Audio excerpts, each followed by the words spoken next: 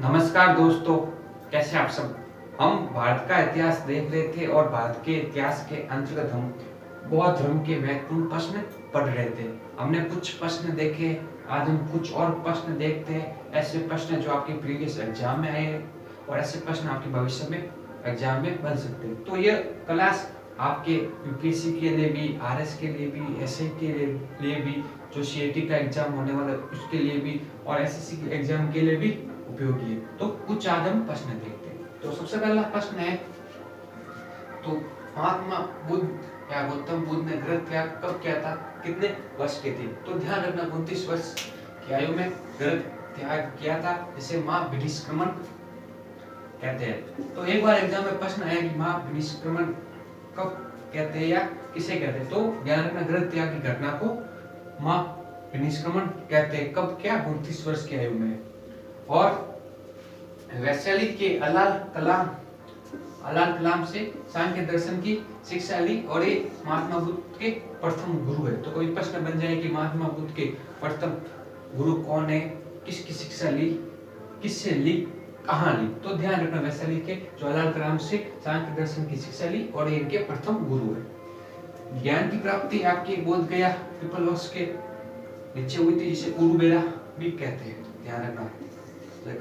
तो पहला उपदेश सारनाथ में दिया था ऋषिपत्तनम में, इसे धर्म चक्र प्रवर्तन कहते हैं। तो ध्यान रखना धर्म चक्र प्रवर्तन का मतलब होता है कि बुद्ध ने जो पहला उपदेश दिया कहाँ पे दिया, सारनाथ में दिया। और यही सारनाथ में बौद्ध संघ की स्थापना की थी। तो प्रश्न बनता है कि बौद्ध संघ की स्थापना कहाँ की।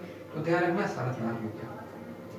और उनकी जो उपदेश की भाषा कैसी थी। तो ध्यान रखना जो जनसाधारण लोगों को उपदेश दिया उनकी भाषा पाली भाषा थी। और उनके प्रमुख अनुयायी पूछे तो ध्यान रखना कि कौन से राजा हुए। ध्यान रखना बिंबिसार, उदय और प्रसेनजित। इसमें ऐसा प्रश्न बनता है कि निम्न में से महात्मा बुद्ध के अनुयायी नहीं है। तो ये ध्यान रखना कि 3 है। तो कभी प्रश्न बने तो ध्यान रखना कि प्रमुख अनुयायी बिंबिसार है, उदय ने, प्रसेनजित है। भारत में मूर्ति पूजा की नींव कब पड़ी। तो बौद्ध धर्म में भारत में मूर्ति पूजा की नींव पड़ी है। बौद्ध धर्म के संस्थापक कौन है। तो मैंने आपको बता दिया महात्मा बुद्ध है और गौतम बुद्ध है। और इसे एशिया का ज्योतिपुंज भी कहते हैं। हाल फिलहाल में एक एग्जाम में प्रश्न आया था कि एशिया का ज्योतिपुंज किसे कहते हैं। तो ध्यान रखना महात्मा बुद्ध या गौतम बुद्ध। सर एडविन एनार्ड की पुस्तक किस पे आधारित है, ललित विस्तार पर आधारित है। कभी प्रश्न बने तो ध्यान रखना। एक बार मैं आपको जो पढ़ाया है वापस रिवीजन करवा देता हूँ। तो ध्यान रखना कि महात्मा बुद्ध ने 29 वर्ष की आयु में गृह त्याग किया था, जिसे महाविनिष्क्रमण कहते हैं। पहला उपदेश वैशाली में दिया था। अलाल कलाम से सांख्य दर्शन की शिक्षा ली थी, इनके प्रथम गुरु है। ज्ञान की प्राप्ति उरुबेरा जो बोध गया में हुई थी पीपल वृक्ष के नीचे में। पहला उपदेश सारनाथ में दिया था ऋषिपत्तनम, इसे धर्म चक्र प्रवर्तन कहते हैं। और सारनाथ में बौद्ध संघ की स्थापना में जनसाधारण में जो उपदेश दिया उनकी भाषा पाली थी। प्रमुख अनुयायी में ध्यान रखना आपके बिंबिसार, उदय, प्रसेनजित थे। भारत में मूर्ति पूजा की नींव बौद्ध धर्म से पड़ती है और बौद्ध धर्म के संस्थापक आपके महात्मा बुद्ध, गौतम बुद्ध है।